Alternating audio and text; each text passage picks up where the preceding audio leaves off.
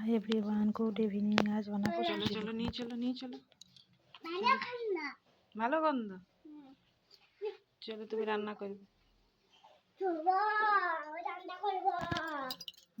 সুজি উপমা কি হলো কাজকে? প্রচুর হেল্প করে দেখছো, ঘিয়ে দিবা নিয়ে।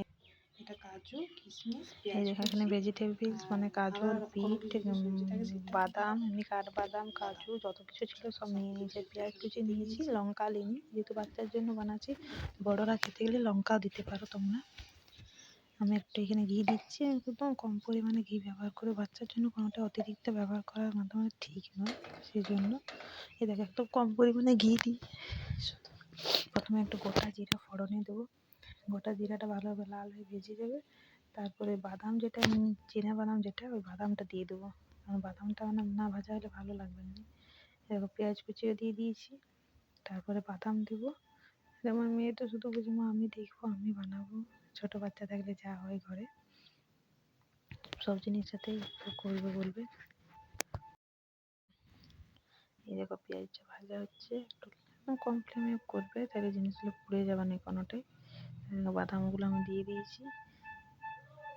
বাদামগুলো প্রথমে দিয়েছি কারণ কি বাদামটা একটু বেশি ভাজা না হলে ভালো লাগে না, তার জন্য। কাজু কাঠবাদাম ওইগুলো পরে দেবো, এখন দিচ্ছি না। এই দেখো তারপরে গাজরটা দিয়ে দিয়েছি। গাজরটা আমি লম্বা লম্বা কেটেছি। তোমরা চাইলে আমি গ্রাইন্ডারে তোমরা ঘষে ঘষে একদম মিহি করে দিতে পারো। যাদের একদম ছোট বাচ্চা, যেমন 6 মাস পার হয়েছে, তারা চিবিয়ে খেতে পারে না, তাদের জন্য ঘষে ব্যবহার করলে ভালো। আমার বাচ্চা তখন চিবাতে জানে, তার জন্য এরকমভাবে আমি দিয়েছি কেটে কেটে। গাজর, বিট তোমরা আর অন্যরকম সবজি পাতিও দিতে পারো। অনেকে ডাল আবার দিয়ে ডালও দিতে পারো। আমি এখানে ডাল দিনে, ডালটা না সিদ্ধ হলে ভালো লাগবে না, তাই। এদিকে এগুলো একটু লাল লাল ভাজা হয়ে গেছে। একটু নুন দিয়ে দিয়েছি উপর থেকে। আমি নুন চিনি দুটোই ব্যবহার করব, শুধু নুনেরও হয়, কিন্তু আমি নুন চিনি দুটোই দেবো এখানে। এগুলো পুরো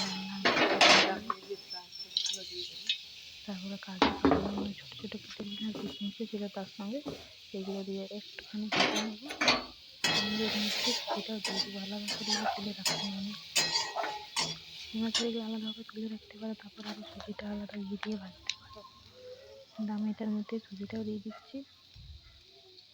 একদম লাগবে না, খুব সুন্দর ভাজা হবে টমেটোটা।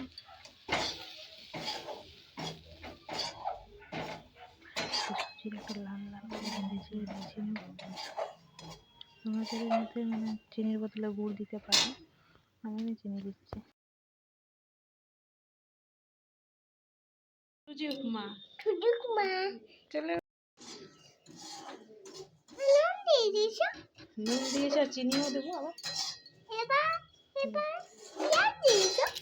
সুজিটা ভালো করে ভাজাইতে দেবো, চিনিটা।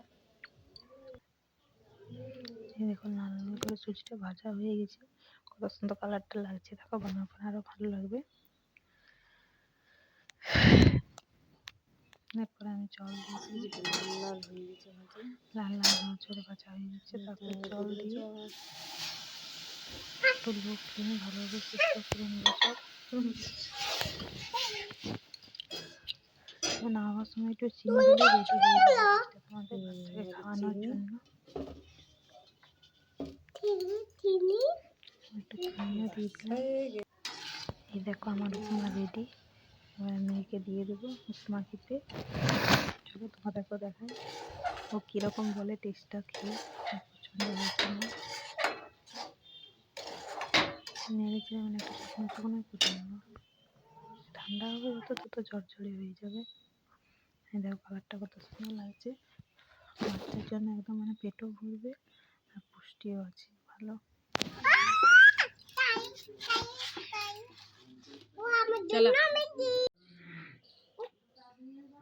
তোরা নিজেরা দেখাওলা কেমন লাগছে বেটু? কেমন কেমন দারুণ। এদিকে ভালো টেস্টি।